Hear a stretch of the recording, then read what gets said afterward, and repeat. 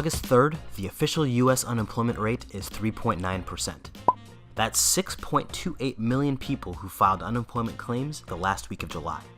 It's also the lowest unemployment rate since April of 2000. Cause for celebration, right? Maybe not.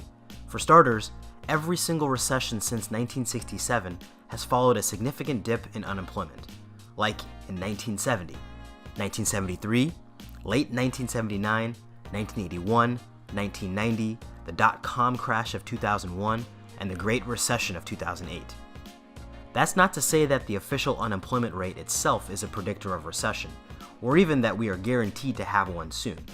But given our current political climate that is driven by anxieties around jobs and homelessness crises in major cities, there's definitely more than meets the eye with the most recent unemployment figures. Next to unemployment, labor participation rate is another important indicator of the actual strength of the labor market. Labor participation rate refers to the total number of people who are currently either employed or claiming unemployment benefits. The official unemployment only counts people filing for unemployment benefits. Instead, we use the non-employment rate, which also measures the total number of people who are underemployed or unemployed and actively seeking work without filing unemployment claims. This gives us a more comprehensive picture of the health of the labor market. We then subtract the non-employment rate from the labor participation rate to find the rate of people employed in full-time jobs. Since 1994, the overall participation rate has dropped by about 4% down to 62.8%.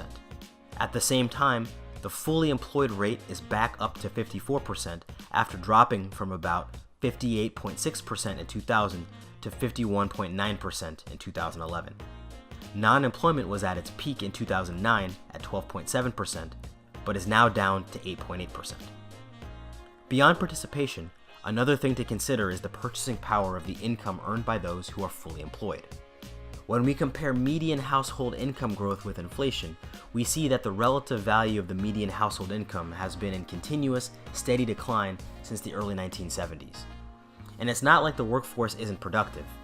In 2018, workers are producing twice as much per hour than in 1984, yet the median household income, when accounting for inflation, has only increased by 20%. So to wrap it all up, with the fundamentals of our current labor market, a very low unemployment rate isn't necessarily positive. The data shows that businesses are finding ways to produce more with fewer full-time employees, and that the barriers to entry into the labor pool are starting to get steeper.